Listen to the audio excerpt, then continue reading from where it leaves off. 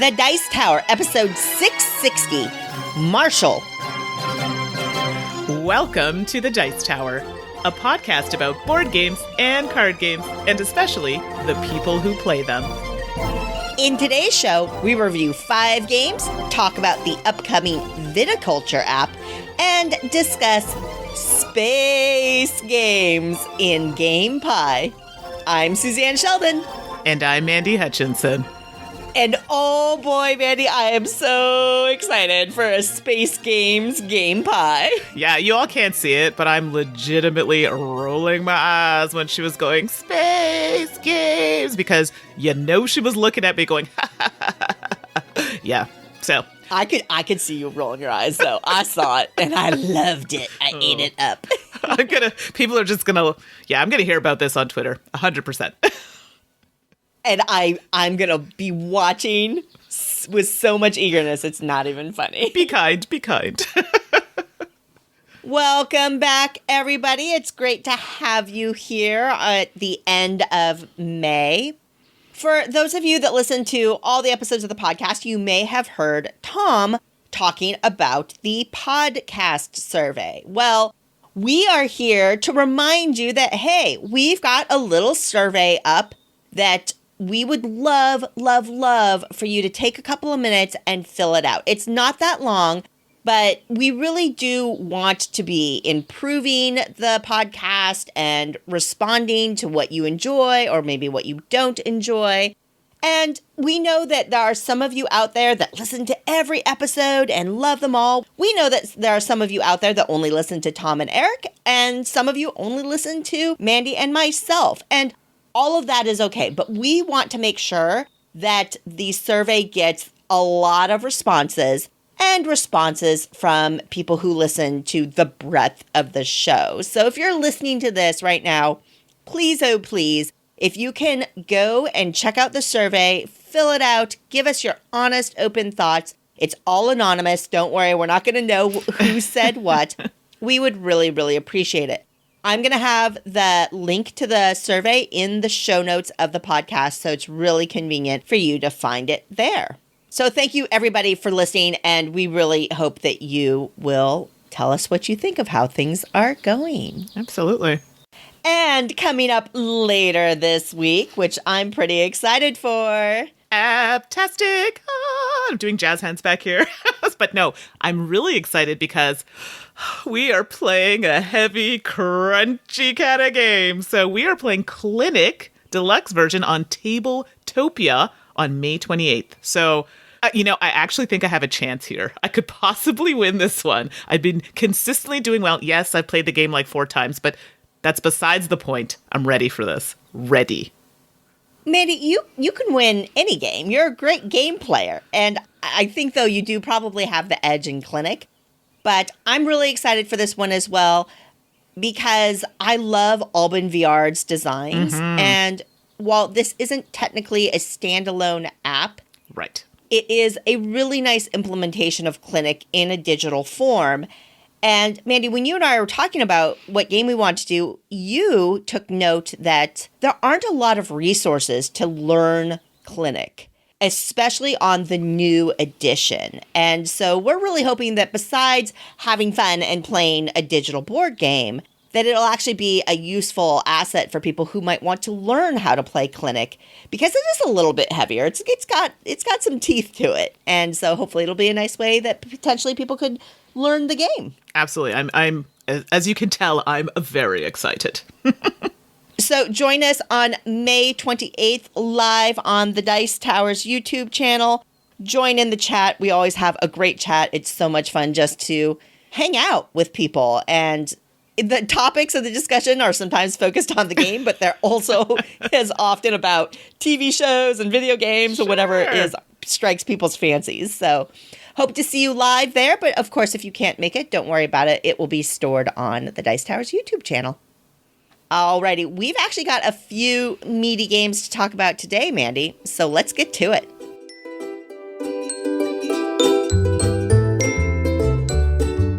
So, what have you been playing lately?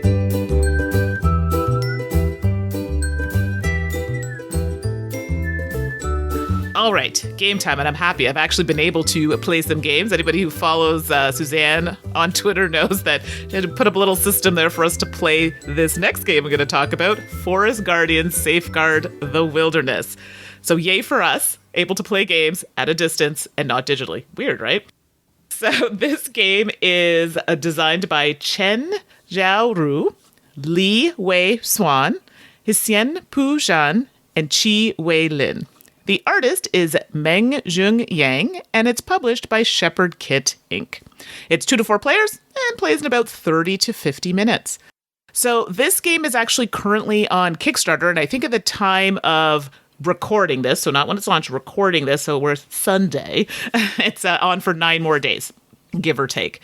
And it's priced at 40 US, which equates to about 57 Canadian. All right, and we're looking at a tile placement game here. So let me start off by saying that this game is geared towards a younger audience or potentially like as a family game. So keep that in mind as we talk about it.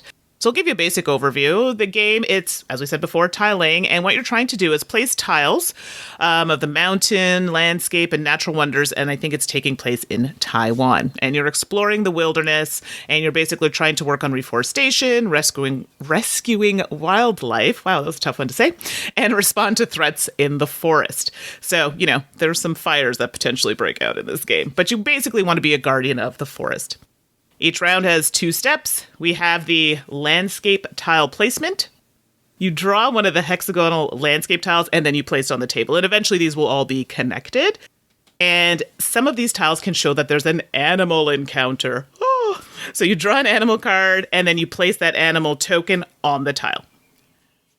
Other sets of actions that you can do, so include planting a tree, rescuing an animal, putting out a fire, or potentially refreshing your hand, because we have cards of hand, so refreshing your hand if you don't like the cards that you have. I personally liked putting out the fires. The game ends once a player has planted all of their forest maples on their character board. So I didn't really talk too much about that, but we do have boards with trees on them, and we want to try and get those trees out on the board in order to meet certain requirements in the game. Or if you run out of tiles as well. So yes. the game scale. So the 2 ways you can end the game is if you plant all your trees or if you run out of tiles. So, and I think we played this in about 30-ish minutes. So it definitely a little bit longer, but we were dealing with the remote play, right? And it was interesting because I basically controlled the tiles. And the first step that you already mentioned, Mandy, when you draw a tile, is I would draw it off the stack and I would hold it up to the camera, right? And then you would tell me where around the growing tableau you wanted to put it. And so I would point my finger to an empty spot and you'd say, nope. And then I'd point it to the next one. So I think our game took a little bit longer, but not because of the technical limitations, not because of the game itself, if that makes sense. Right. I did find, like, for myself in the game, overall, I like the game. I could definitely see, it is geared toward that kind of younger audience, but you could play as a family. Definitely has some take that elements, which I think ended up happening in our game. Where, and I didn't talk about this action in detail, but they have a deforestation action, I believe it is, where you can have a logger that basically comes and chops down all the trees in the line of tiles. And, well, if your trees happen to be there, bye-bye, they're gone, and, they're back on your board. You don't want that.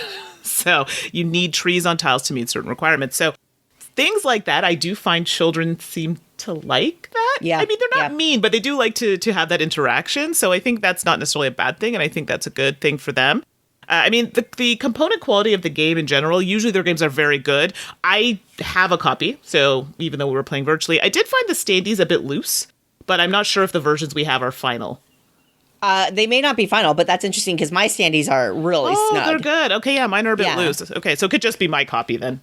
Okay, interesting. No, the quality always with these games from Shepherd Kit are strong. And I love that they have subtle little things that they do to be environmentally friendly. So, for example, the cards are wrapped in a paper band instead of shrink wrapped in plastic. That's great. The meeples are packaged in little paper bags instead of plastic bags. And I think that just demonstrates how deeply Shepherd Kit takes to heart the principles that they base their games off of. And if you don't recall Shepherd Kit, this is a publisher that we've talked about out of Taiwan before that really focuses on games for younger players or families with very strong educational value. Exactly. And I would say Forest Guardians comes through great on that front. You feel like it's about environmental responsibility. You do have that darn ranger, the logger that can get activated and chop down trees, and you get upset at them and things like that. Now, Mandi, you and I have played together and we enjoyed it. And it's a nice game. I actually think that this is lighter than their last game, Ocean Crisis. Yes, 100%. Which I really, really like. Now, Ocean Crisis was cooperative and Forest Guardians is competitive, but Forest Guardians is lighter. It's just a simpler game. So I've played it with my 8-year-old, and my 8-year-old totally could play it, enjoyed it. And it's funny that you mentioned that logger and a little bit of the take that, because not only do you have this logger that can get activated, and then the player that activated it gets to choose what trees get chopped down. So that can be a little take that. There's also the forest fire. And so when the tiles that have fires on them come out, where you put those can impact players differently if they have trees adjacent to the fire or not. And again, how you play that can be a little more soft or a little harder on your opponents. And what's funny with my 8-year-old is the one who does not like to lose. Bless his heart. We're working on good sportsmanship. We're working on being a good loser and a good winner. But competitive games are a mixed bag with him right now. What I found is that he loved chopping down my trees. Loved it.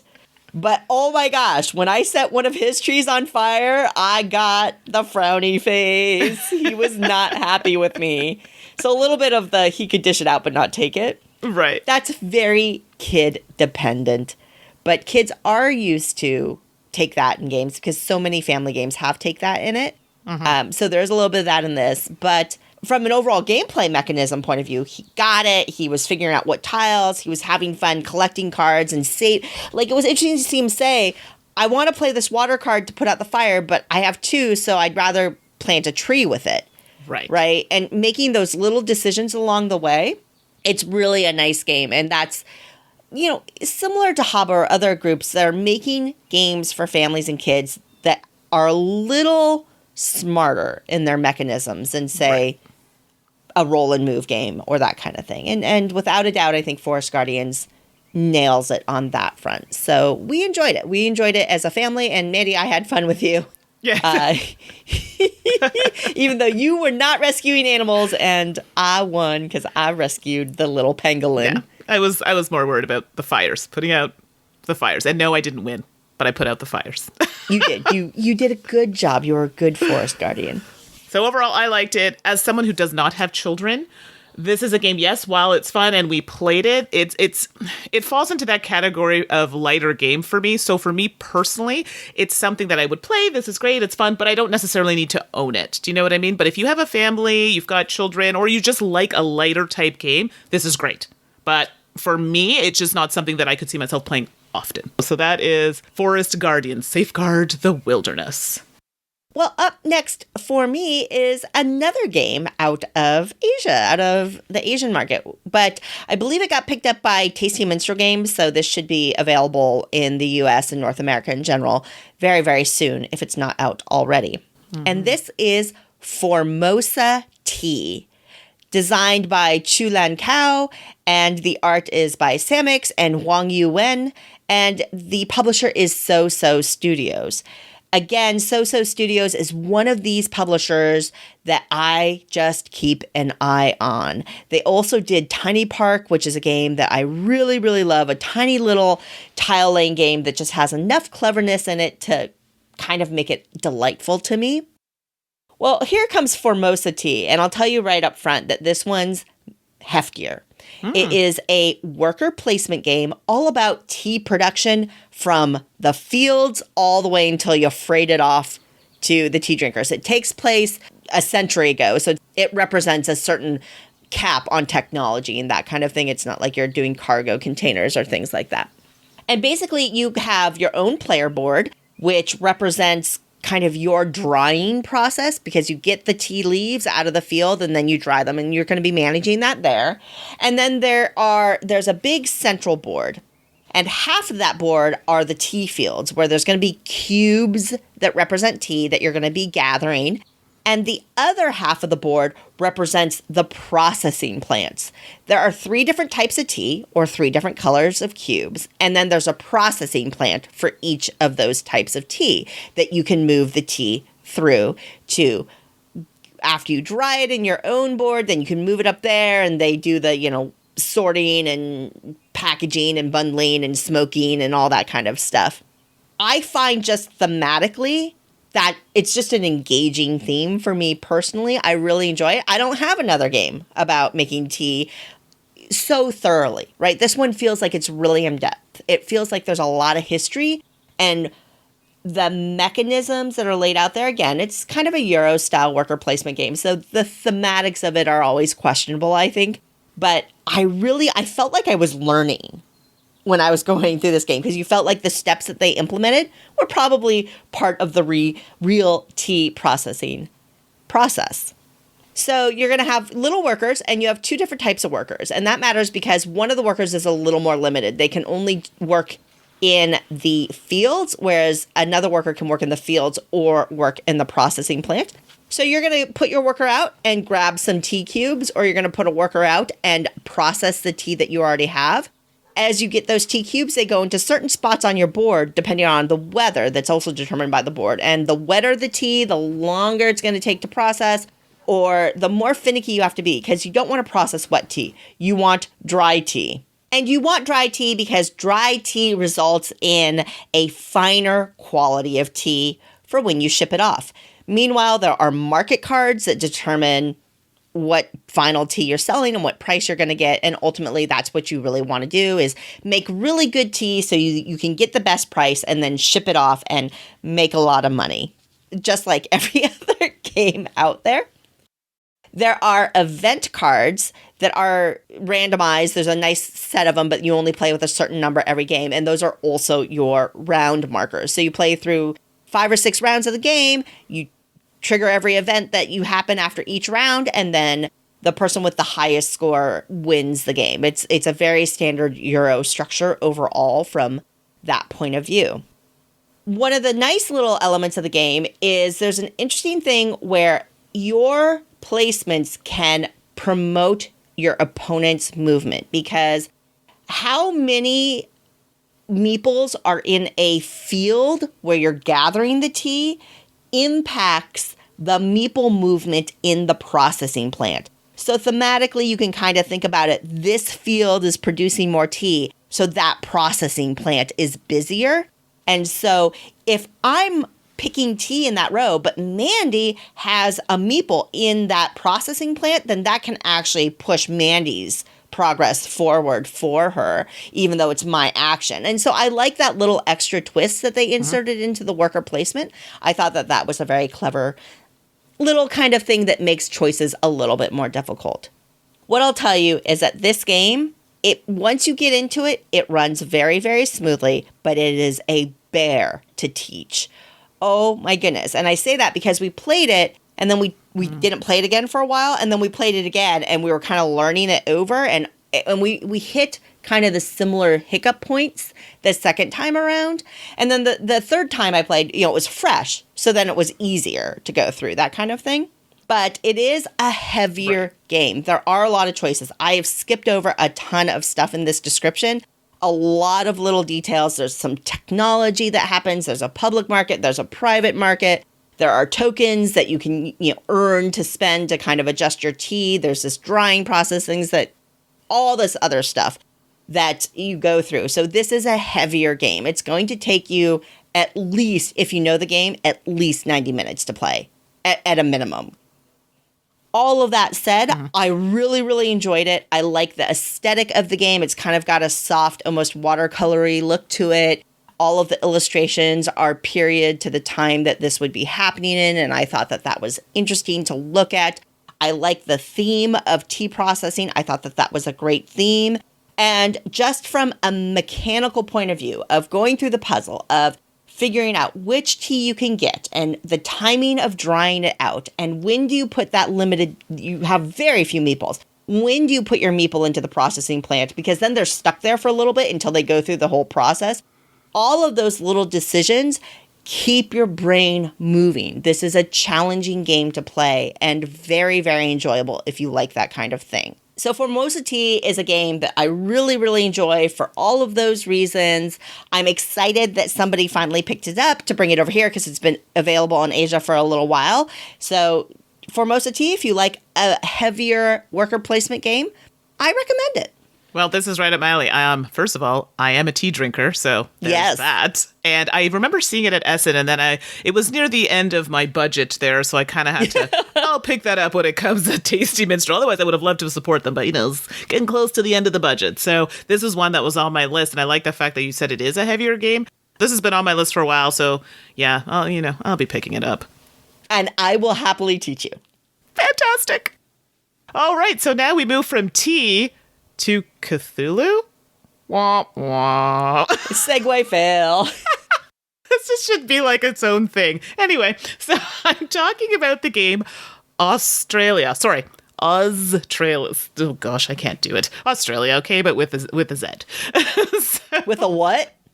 A Z. Oh, sorry, you Americans. Z. Whatever. It's Zed. All right, so it's designed by Martin Wallace. That name might sound familiar. Art is by James Colmer, and it's published by Shillmill Games and Stronghold Games. It's for 1 to 4 players, plays about 30 to 120 minutes, and the price point on this one is about $60 Canadian and US. So AuZtralia, it is a very interesting theme. Let's start with that because you have ports on the board and you're building some rails and farms, and then you have things like Shoggoth and Cthulhu, and that gets thrown in the mix along the way. So just bear that in mind as I talk about the game. So in the game, you are building ports, like I said, constructing railways, mines, farming for food, and you need to prepare for the awakening, which means you're going to fight. So you need to be well-rounded in this game. So everything in this game costs time. So there's the track that monitors every time you do an action, it costs you a certain amount of time. And in the game, you have your own board where you can do, building the rails and do all of these actions, keeping in mind that if you want to do them multiple times in a turn, you're going to have to pay for it, or you can just recall your pieces in order to reduce that cost. The board, when it's set up, you kind of have a way to set it up so you know where to place certain resources like gold, and there's these white ones. I don't remember what they're called, but some kind of mineral, and these are worth points at the end of the game. Things that you want to do is beef up your military, so to speak. So, you want to get those airships, you want to get people, to shoot for you on your side, those train cars, things that are going to help you in an attack, because some of the tiles on the board, when you kind of, railway through or just around, yeah, you can awaken some of these old ones and you have to fight them. And they have their own deck. So you do have a chance to kind of get started in the game, start up your port and get some rails out, get those resources because you need those to pay for some actions. And then as you pass the purple disc on the board, well, it has awoken. And now this purple disc gets a turn, which is basically, am I going to die this turn? Right? Because you do have the opportunity to, so you can either take it upon yourself to fight it, or sometimes, well, it's just going to come for you. So these are things so you really want to beef up that military unit. So the game will end once you've kind of reached the end of that time track. I think it gets to like 53 or something to that point. And at that point, you really want to make sure that you've cleared the board of monsters, because if not, they can actually win the game. So basically, you can lose and they win. Or at any time during the game, you die. Basically, you can't fight off the monster. Monster wins, right? You can go a little insane, apparently, but you can't die. So that doesn't work.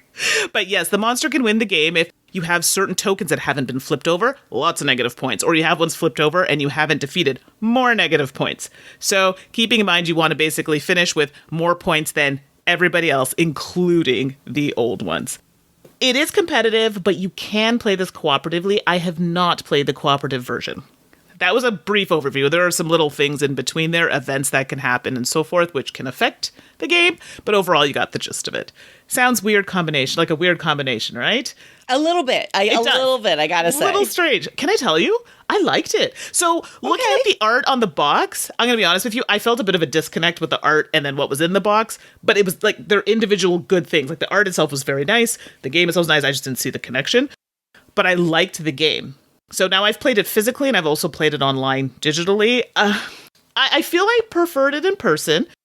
I do feel it feels a bit long. it comes to a point where you're like, I'm starting to feel it a little bit. Like I'm still enjoying it, but I'm like, I feel this should have been done 30 minutes ago or 20 minutes ago.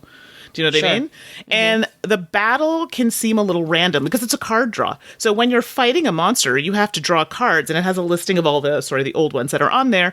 And it has one side which shows the weapons that affect it. So if you have those weapons in play that you're attacking with, great, it hits it. But if you don't, well, then you don't hit it, and potentially it's hitting you. So it's just random because it's just card pulls. So you could be sitting there pulling 10, 11 cards, to battle. So it just came off a little bit random. There are lots of pieces, so it is a bit fiddly. And when you're doing that on Tabletopia, that can make for a longer game, right? Because there are more pieces that you have to move and flip and that sort of thing. It's already like that in person, much longer digitally. So something to keep in mind. The people that are not fighting, and I've seen this comment, or people have told me as well, they find that if you're not fighting, you may feel bored. I didn't feel that at all, but again, it's just the group that I play with. We're very big on okay, what are you doing? And not helping each other, but just being supportive, what are you doing? You're pretty non-confrontational. Right. I think that's more or less our group, so maybe we should have played it cooperatively. I don't know. But we are engaged with everybody's turn, and I think we're also trying to figure the game out as well, so that's probably why. But people who like to be part of the action or in the action all the time may not like that part of it. So those are just some of the things that were kind of on the con side for me. But I liked the merge of the themes. And it's a Martin Wallace. At the end of the day, if you like a brass, it's going to feel, it's not the same game at all, but it has that Martin Wallace feel. Does that make any sense? Sure, absolutely. I think that we all get designers. I mean, I think there are games that have a Uwe Rosenberg feel, even if they're very, very different. So I can understand that. So if you had brass, do I think you need AuZtralia? No, but it's a nice to have. But if you want to get that itch, I got to play some Martin Wallace, this could work. Brass could work. You will still get that itch scratched, so to speak. So AuZtralia for me was a win, and my group did actually enjoy it. We really liked the merging of two very interesting themes, and it seemed to work. So yeah, AuZtralia was good for us. Alrighty. Well, on a very, very different note. I realized I haven't been talking about a game that I play very, very, very, very frequently with my kiddo. And so I figured I better talk about it. And this is OK Play, or Cinco Linko. Oh, I've heard of this one. I'm excited to hear about this. Okay. This is a mass market game. I'm taking this information from Board Game Geek. The designer is DJ Wheelie Bag. I love it. The art is Ben Drummond and Zoe Lee, and the publisher is Big Potato Games. And Big Potato is known for doing kind of more mass market or party style games. OK Play, you may have seen on the shelves at Target or Walmart or something like that. And it looks like a bunch of stacked plastic tokens in little columns. And I mean, I don't know. They're not like Starburst. I don't know how to describe them. They're just they're nice, chunky plastic tokens that kind of nestle in on each other. And they say OK Play on them. Basically, the way that they're packaged, you just yank all these tokens off of a column that they're stored on because they have a hole through them. So you stick them on this column, and then that's how they're stored. But really, ultimately, all you need are these plastic tokens. And it's kind of like Connect 4. You basically play on any surface. You don't need a board or anything like that. You just need the tokens. And the first player to complete a row of 5 wins. That can be horizontally, diagonally, or vertically, however your play space is taking it. And I mean, that sounds so ridiculously simple. And honestly, it is. One nice little twist, and I find that our games tend to happen this way, is that when you run out of tiles, I don't remember the exact amount you get, but when you run out of them, then you start to reposition the ones that are already on the board. So you take an existing tile and move it somewhere else. I really like it when the game converts to that point. After you've gotten all your tiles out and you've kind of fought each other off, then you get to move it, and the game feels a little different at that point. And I personally really enjoy it when our games reach that moment. Really, the thing with OK Play, it's just plastic chips. A lot of people like Hive because they've got those nice Bakelite style pieces for the bugs. This is another game, throw it in your bag, play it on the beach. There's nothing going to harm these plastic tokens. Play it on the restaurant table if you have it in your bag. We play it. It's a nice filler. It's totally abstract, easy to teach, easy to play. And my kids, both of them, 8 and 11, love it. And they'll ask all the time to play it. And so there's just something very appealing about the tactile simplicity of this game. It's got just enough that it keeps me interested from an abstract gaming point of view. And we have fun. We just have fun with it. And you can't go wrong. Plus, it's inexpensive because it's a mass market kind of game and it's easy to get on mass market store shelves. So that is OK Play, or Cinco Linko by DJ Wheelie Bag. First of all, that name is the best. Amazing. But actually, these types of games, I see a lot of these games online. Big potato games are hard for us to get here. Are they in Canada? Really? Honestly, there was one I was trying to get for the longest time. So Bucket of Doom is one that I like playing with my friends on the other side of the pond, as we'll say. And they're the ones who introduced it to me. And I had a heck of a time trying to find it, only to come find out it just wasn't, like, we don't have Target here. So if it isn't Target, we wouldn't get it anyway. But yeah, it's hard for us to get. It's something you'd have to order online. I'm sorry, I did not know that. No, I apologize. But if anybody out there is able to get it in Canada, let me know and direct me to the sites. The only other thing I want to add, actually, real quickly, is that the core set comes with 4 different colors. There's a 2-player set that has 2 totally different colors. Oh, cool. So technically, you can play it up to 6. If you have both sets, you can play with a larger player count, and it plays totally fine. Just thought I'd toss that in there. No, okay, that's I'm great. Because Because these types of games, you would think you'd want to play with more people. So exactly, they're so casual sense. and easy. Exactly. Yeah. All right. Well, I'm going to end on something that is completely on the other end of the spectrum weight-wise for myself. Very much so. So you heard us mention it earlier in the podcast because we're going to be doing an aptastic episode about it. Clinic, the deluxe edition. So I actually own it. I haven't opened the plastic. I've only played it online. And this is designed by Albin Viard, and the artist is Ian O'Toole, and the publisher is AV Studio Games. It's for 1 to 4 players, and it plays in about 60 to 150 minutes. We're going to talk about the time. Price, it's about 75 Canadian, 80 US. Now, that's just the retail version, I believe. No extension or expansion with it. So there you go. So we are going to talk about just that, not any of the expansions. This is a heavy game. I think a teach of this game is lengthy, so I'm going to shrink it down to be very short. So all you need to know about Clinic is you have a hospital, and you want to run this hospital like you would normally. You want to see patients, get them in, if they're sick, get them to see the right kind of doctor. And I guess in America, you pay for these services. Sorry. We, as Canadians, kind of were like, so what, where's the OHIP card? Yeah, only Canadians will get that joke. And they leave and they're healthy. So this is the general gist. So what ends up happening is every player has their own board, and this is basically your hospital. And it took me a while to look at the board and figure it out, but it's supposed to look like 2 floors on top of each other. So if you're spatially challenged like me, you might find it a bit strange, getting hard to get used to, but it makes sense. And you will also be taking your actions or placing your action tiles on this board. Then we have the main board where you're going to be taking your actions, and some of the actions include building. So yeah, we need to build up our hospital. So that includes treatment rooms, specialist type rooms, but they call them module tiles. And we have to be careful in this game because modules and buildings are different for scoring purposes. So something to consider. Then another action that we have in the game is hiring some doctors, okay? And we have different levels of doctors. So we have some doctors maybe that are just like interns. And then we have some doctors, those are the specialists. They've been in there for a long time. So we can say they're like level 1, 2, 3, 4, 5, that sort of thing. And each level doctor has to be able to treat the same level patient. So that's something to consider. So we want to try and get certain types of doctors, and depending on their education, or level, they might be more expensive. And in that same action, we can then decide to get a nurse or an orderly. So we all know nurses are fantastic and really support and do a lot of work in the hospital with the doctors. So they're there to kind of either up the doctor's ability or potentially even, pull them down a bit and say, we don't need that specialty, something a little less here. And then we have orderlies, which are going to help reduce reduce expenses in the game. The third action we have is admitting. So this is where, we need patients, right? So you want to make sure you're taking patients that are matching the specialties that you've placed on your board.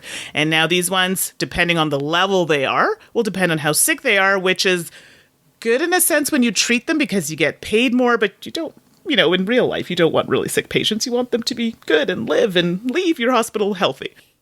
And so what's going to happen is the game is going to take place over 6 rounds. We get 3 actions per player in a round. And then after we've done all of these actions that I've described to you that you can choose from, we end up doing some movement. And of course, everything in this hospital costs money. So to move from a space, every space you move to costs money. Got to get those patients in and the doctors to the right room to treat them. We also look at treating the patients. This is where we get our monies. And then we actually have to pay to keep the expenses. So all those tiles you put on the board, you got to pay for those. So this is only taken out of the money you get from treating patients, not your savings. And we do that at the end of every round, this upkeep. And then we kind of refill the board and restructure. So the game ends after the 6th round. And then you basically count up, not very many things actually, how many points you bought during the game. And there's a little track that goes around the board that actually reduces your score because it takes off movement points. So any movement you've done in the game, this tracks it, and then you reduce your score with that number. So game ends after 6 rounds, and then whoever has the most points wins. You'll be lucky to get over 50. Oh, I'm sorry. I was lucky to get over 50. Yeah, I didn't. Yeah. Okay, Mandi. I see what you're doing here. So hopefully that wasn't too confusing. I tried to get the main bits of it. But this is intense. So I have to tell you right off the bat, and I don't want it to sound negative, but I'm being truthful. I do like a lot of Albin VR's games. I find majority of them clunky. I'm not my brain is not a math-oriented kind of person. I get math, it's great, I'm fine. But I think Albin is like something a focus of mathematics. So you can really see that in the games, but I don't find it a smooth transition. I don't feel that way about Clinic. Maybe because Clinic to me was a bit more thematic, so it made sense. Mm-hmm. The iconography is clear. So for me, like as you're explaining, oh yeah, of course, if I have this sickness, I want to see this specific doctor. That makes sense to me that they have to go to this doctor to this room to get treated. Right? You come to the hospital. When you come to the hospital, most likely you're going to have some type of transportation. A car needs to go out. Makes sense. So I did find this a bit smoother and easier to understand, even though it is a big teach and a big game. I quite enjoyed it. There is some luck with the bag pulls because when we were filling doctors and whatnot, you're pulling that out of a bag. Same with patients. So you don't necessarily know what you're going to get. It could be a board of level 1 patients, which are not going to garner you that much money, and then you may have to keep them on the board longer in order for them to get sicker. Gosh, that sounds awful saying that like that. But that's in essence how you make money. So I like the difficult choices, but everybody who's heard this podcast before knows how I feel about difficult choices in games. I like that. Makes me want to think and then play it again and figure it out a different way to do it. So it's also that game where not enough actions to do all the things. That's this game. So Clinic for me, I really liked it. I've played it like 4 times within a week period. So that should tell you something. And then we're going to play it again on Apptastic. So Suze, you've played it. Give what's your opinion on Clinic? I've been a huge Albin fan for a long time. And it's funny. So the edition that you have, I believe, Mandi, is the quote-unquote deluxe edition. Right. It's the new edition that was on Kickstarter recently with Ian O'Toole's beautiful design and graphic design on it. I have that edition because I couldn't resist. But I also actually have the original edition of Clinic that it literally, I believe Albin hand produced these copies back in the day. And I played Clinic. The last time I played Clinic is 5-6 years ago. Oh, wow. With the original edition. And it's funny because I remember liking it. And I remember the uniqueness of the diamond shape module tiles and the way the floors stack. And I remember the adjacency vaguely, because quite frankly, Albin does a lot with adjacency quite frequently in his games. But when we were playing it, I was like a brand new baby. I had no idea. I couldn't remember from 5-6 years ago the specifics of the rules. So it was like learning it fresh. And that was kind of an interesting thing to go through, to be honest. Part of it, too, was the disconnect in what the old tiles look like and what the new tiles look like and that kind of thing. But it stood up. I remember always liking Clinic. I still have my original edition. And I have my new deluxe edition. I like Albin's designs. I like the spatial element. I like the added complexity of figuring out, I have to get something on the first floor before I can put something above it on the second floor. I have to put a treatment room next to the supply room, but I can't have 2 of those here. I want to get another specialist, but I don't know if I want to risk getting a 3rd floor. I think, again, just like you were saying, these are all very, very interesting decisions. But that spatial element is probably the thing that you didn't narrow in on as the extra thing that I personally really, really like about it. Right. So Clinic, for me, is still a winner after all of these years. Alban just has that certain design feel to it. Just like you were talking about Martin Wallace, I feel even more strongly about Alban VR for sure. and his games.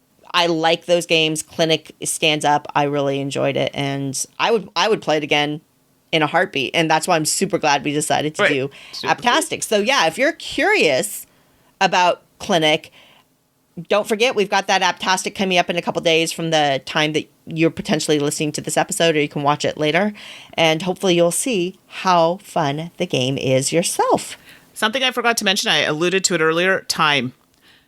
I don't know how you would play this game in 60 minutes unless you knew it really, really well. Because I played it with 2 and a teach, and it still took, a few hours. So be prepared. If you're going to play this the first time with 3 or 4 people, you might want to set aside 3 or 4 hours, because the first game is a lot of rules. And even as you play it again, you may miss rules and figure that out as you go. So just keep that in mind. And then once you get really good, then I could see you potentially finishing a game in 2.5 hours. So yeah, Clinic Deluxe Edition. Check it out on Thursday. Brought to you by the Op Games, also known as USAopoly. If you're looking for something that is fun for the whole family and can also be played virtually, then the Blank Slate board game is your best bet. Blank Slate is the clever party game where you try to predict what others are thinking. For ages 8 and up, 3 or more players, and is available for pickup at your favorite toy or game shop or online.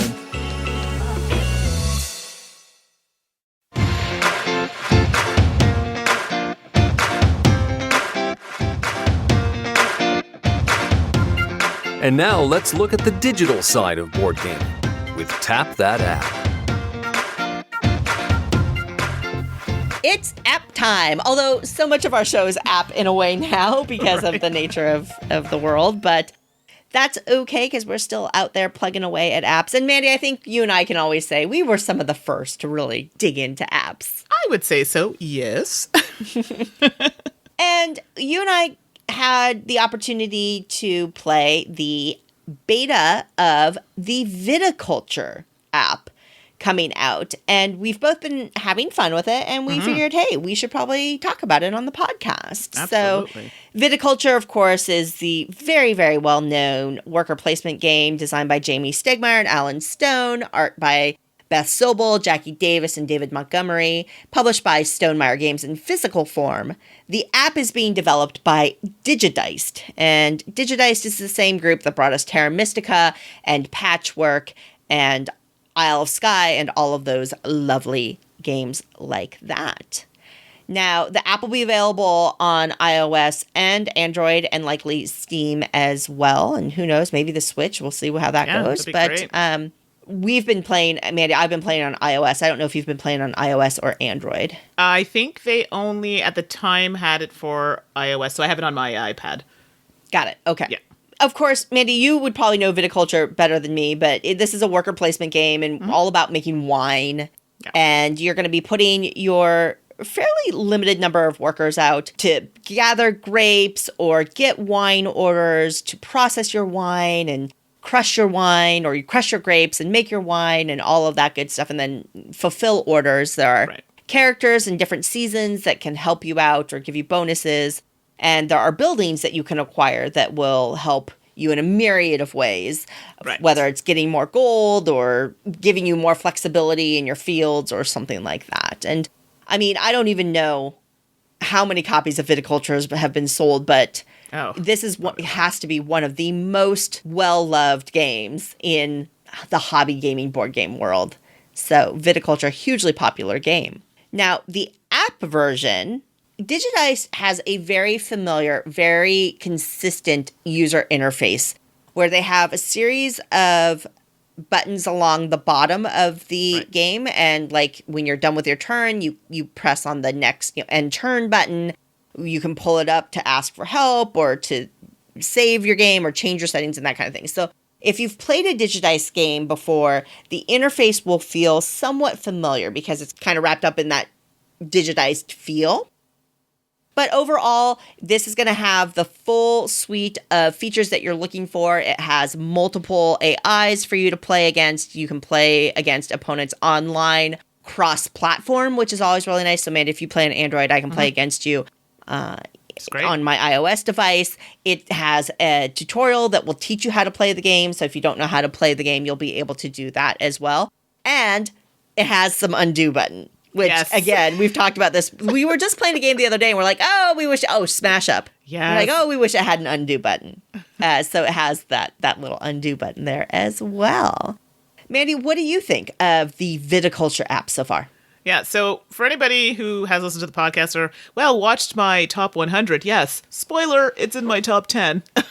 I really like this game, and I've played it a lot. Now, this game is definitely the Viticulture Essential Edition. So for those who are familiar with the older Viticulture, it does have some of those kind of Tuscany elements in it, so it'd be closer to the Essential version. Mm-hmm.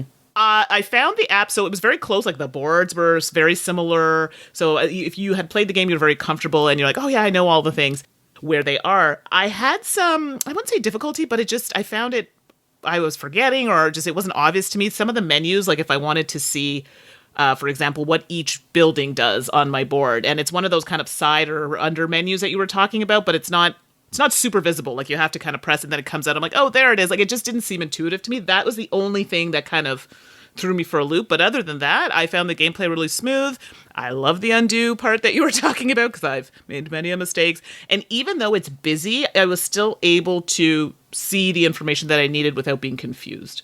Because there are some apps where you're looking at a lot and then you don't know where anything is. This, I can clearly see what I'm supposed to do, where I'm supposed to go. So overall, for me, I like it. I've played it quite a bit, and I definitely think people will enjoy it. Yeah, for me, I have played the Viticulture app measures and measures and measures more than I've ever played the physical games. So for sure, I enjoy that. It is one of those, to your point, Mandi, that it sticks to the feel of a board game. Right. And so it does feel fairly intuitive.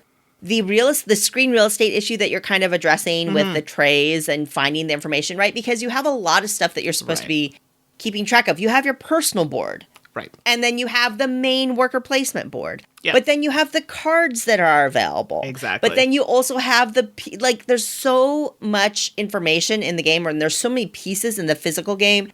Getting all of that into a little screen is nearly impossible. So that's where they introduce the pop-out trays. And certainly, I agree, it takes a little bit of practice to get used to knowing where you want to look for anything like that. But that's kind of the nature of the board game app business. Another thing I like about this app is that if you don't remember exactly what something does, you can kind of click on it and it'll pop up a little information button. So, what does that building do? Click. That's the building that does this. And so that kind of quick on-screen reference is a really nice touch as well. Overall, Viticulture, from an app point of view, another solid board game app entry from the team at Digidice. Now, I will say again, this was a beta, so things are subject to change, but also it's not technically publicly available. But it should be coming out quite soon. And I mean, the version that we're playing on is very, very advanced and very, very polished. So they can't be too far from it now. And we'll make sure to let you know in a future episode of the podcast when the app is publicly available in case you want to check it out yourself. Mm-hmm. So that is Viticulture. Order up! And now, it's time to order up a slice of game pie. Game Pie! Space games! Games in space!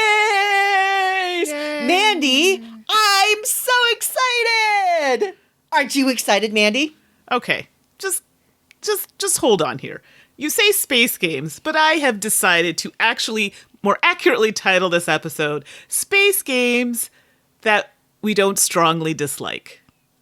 Oh, don't even. All right, so if you're new to the show, Mandi, my dear friend Mandi, whom I feel much affection for, has built up a little bit of a reputation around space games because every space game begins, and now I don't usually like space games, but I love this space game. And it just happens so much. Literally, we go to conventions back when conventions happened, and strangers come up and tease Mandy about it because it's such a thing.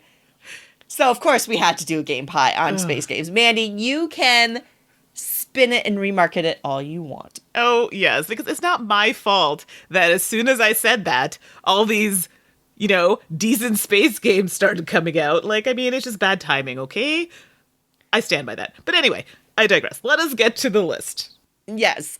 Now, the picking games was an interesting process because what is a space game? And Mandy, I think in some ways this kind of actually goes to what you were talking about. So a couple of things here, folks, because remember, Game Pie is kind of a new segment for us, so we're feeling it out a little bit.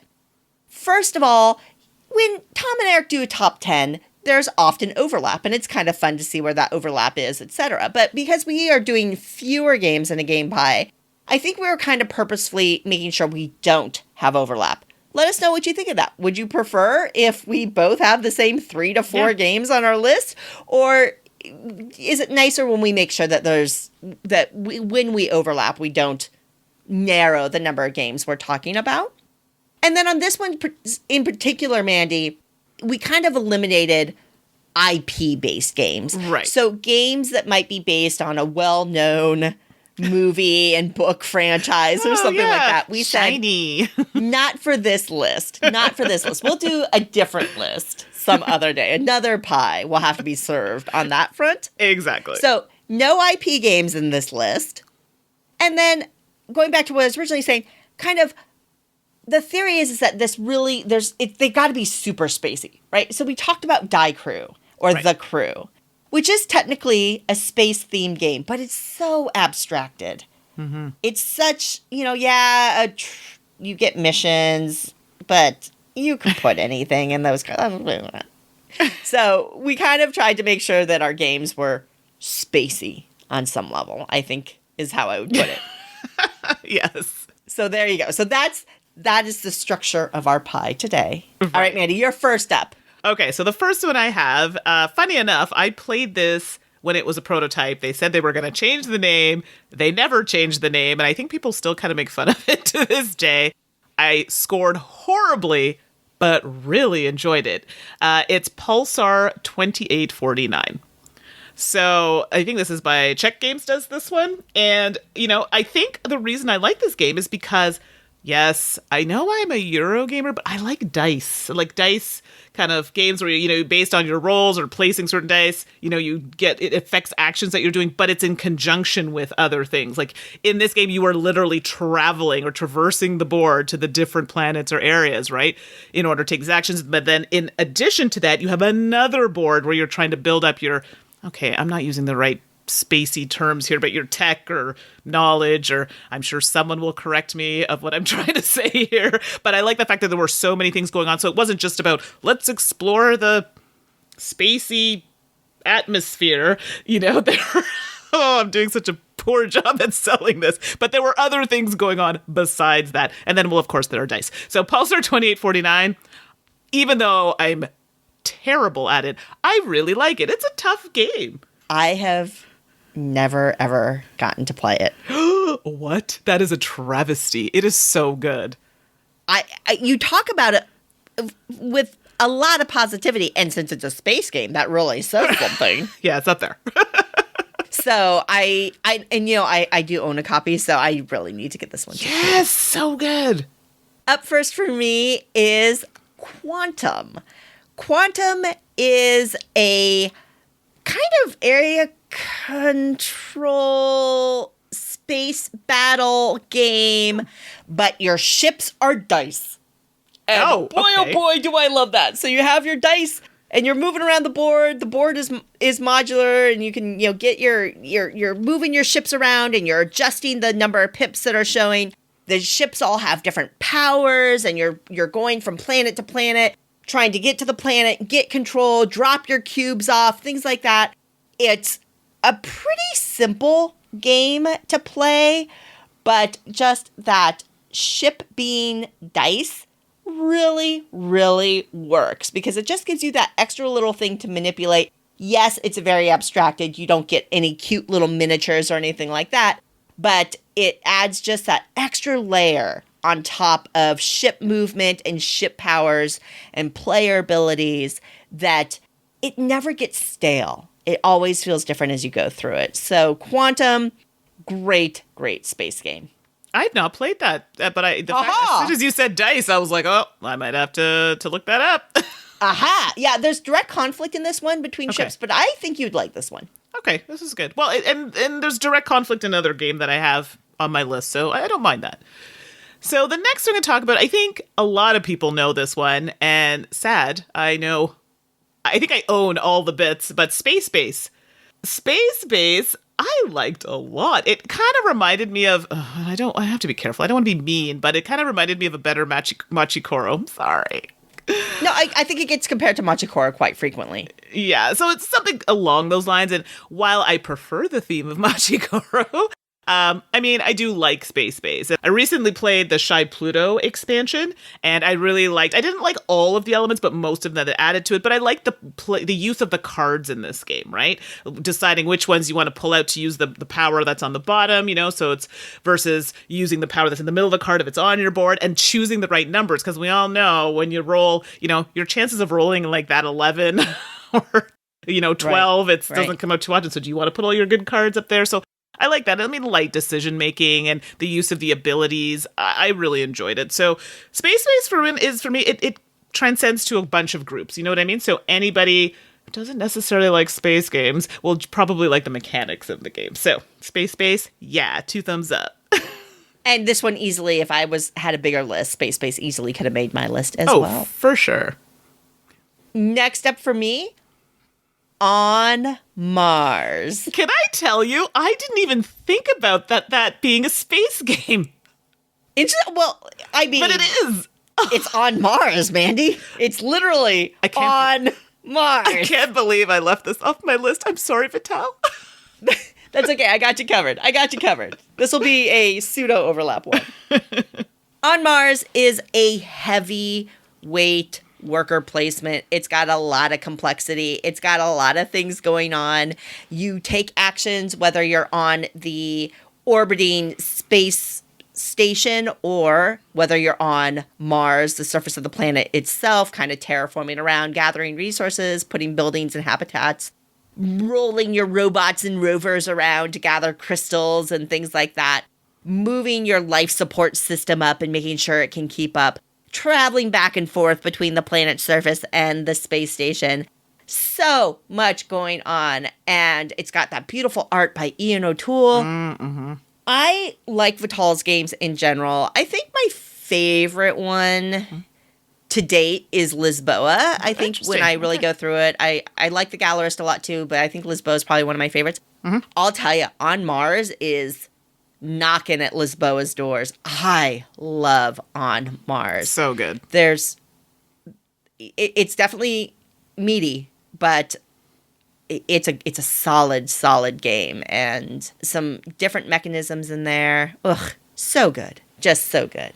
I find that one easier I know, Vital, we've had this discussion about the Gallerist in Lisboa, but I find Lisboa, for me to learn Lisboa, for some reason, I had difficulty with that one. It took me a couple, second game midway through. Oh, I get it. Even though it has so few actions, On Mars has way more actions, but I found it easier to learn. I think part of that could be the graphic design. I don't know. It worked for me too. So. Yeah, it's fantastic, and I can't believe I left it off. Shame on me. Slapping my arm here. Poof.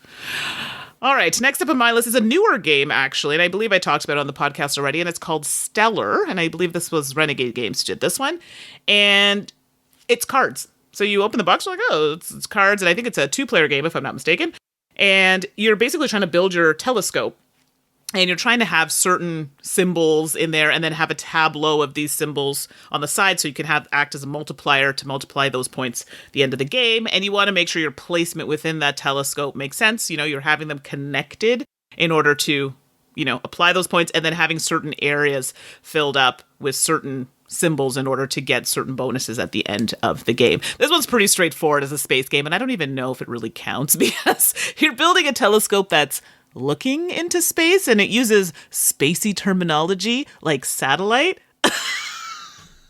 I know. I'm sorry. Yeah. Spacey terminology. Like, we're in. like satellite. Wow, that was really bad. But anyway, you get where I'm going with it. It's a smart little game. I was worried. I'm like, oh, it's just another card game. But anybody I played it with were like, wow, like the decisions. And I mean, you can affect other people's turns by picking certain cards, right? Because you have to pick cards based on the card you've put down for your first part of your action. So Stellar for me was a surprise, but I liked it. For me, I may be cheating on this next one just a little, because I'm saying roll for the galaxy and race for the galaxy. Okay, whoa. Yeah, R for the galaxy. R for the galaxy is on my list.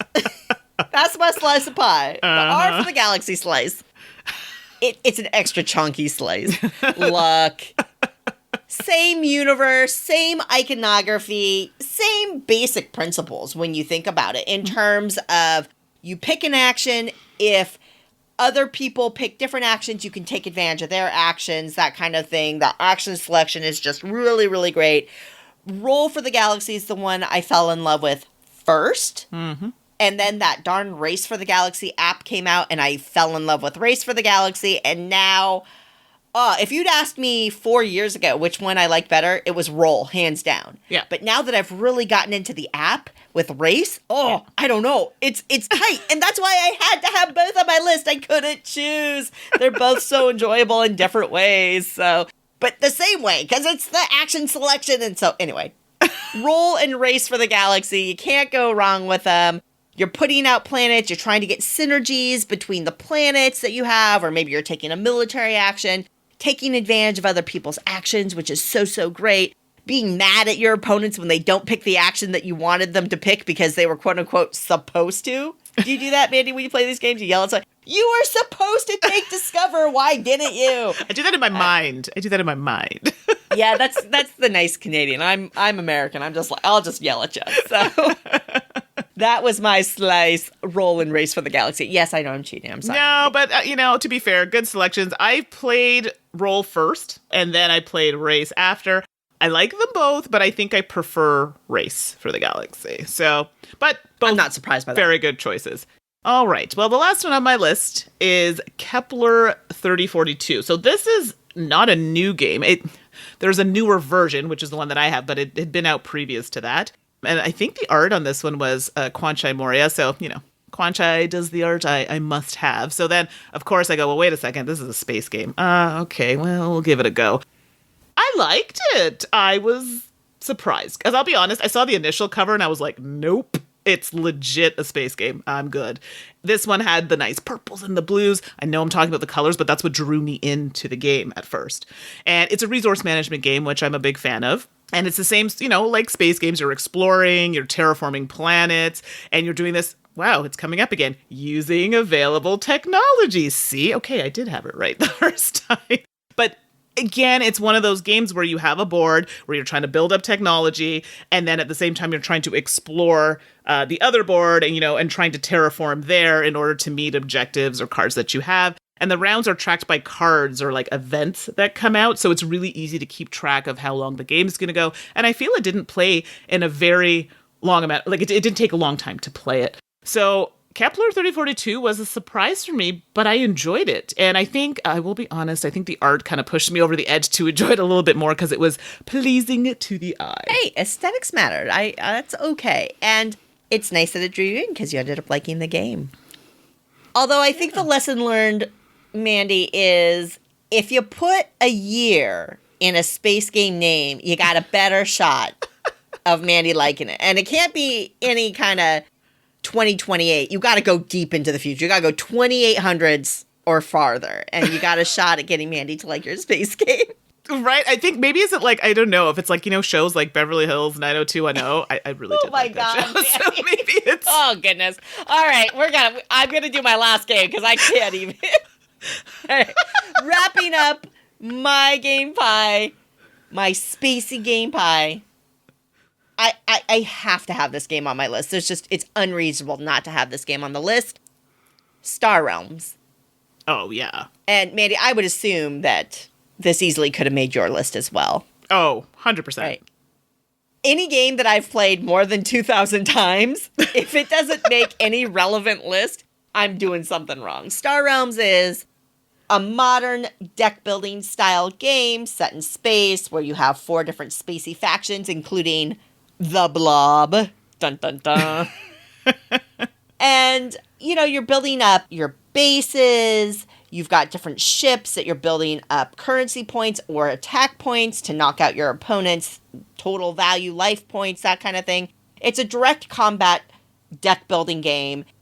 It's, as far as I'm concerned, it's a modern classic. It's a phenomenal game, both in physical form and in that form. It's got tremendous expansion support that adds all different kinds of mechanisms between the different expansions. I love it. I've loved it for years. Star Realms, space games, dish it up. It's so good. Yeah, definitely on my list as well. It's just underneath there. But yes, it's very good.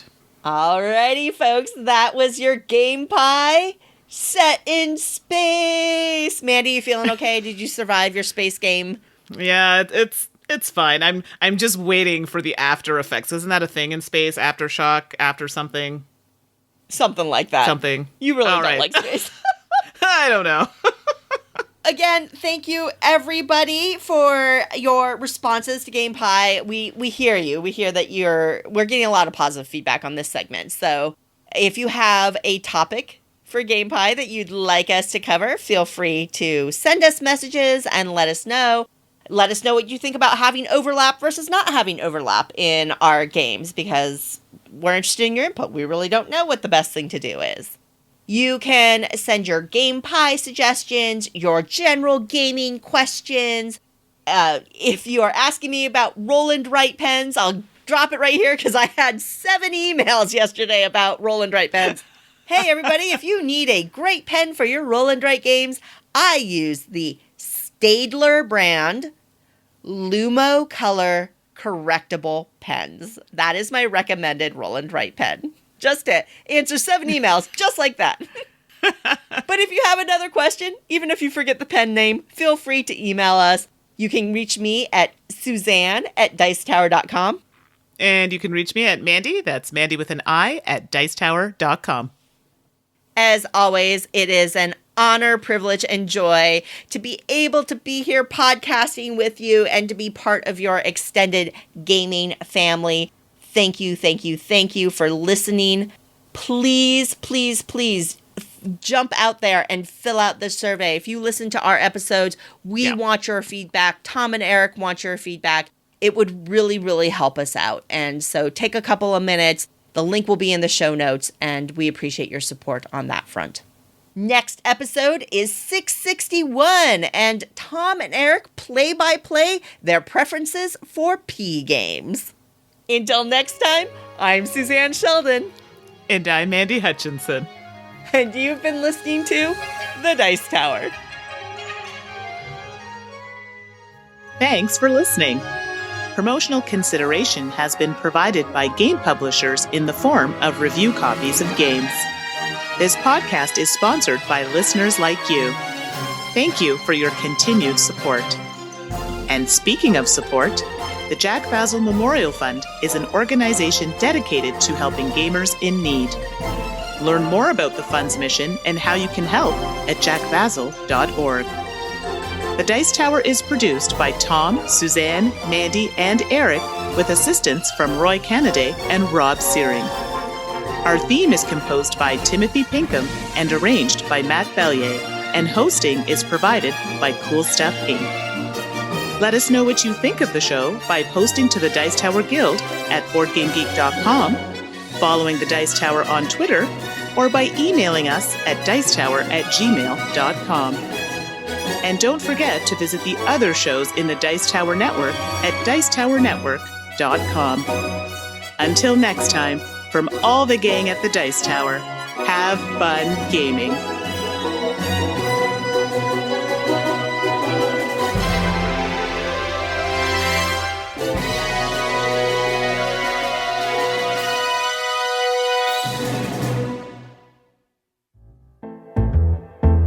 All right, everyone, it is that time again. 2 truths and a lie. And, well, I'm up first to reveal from last episode.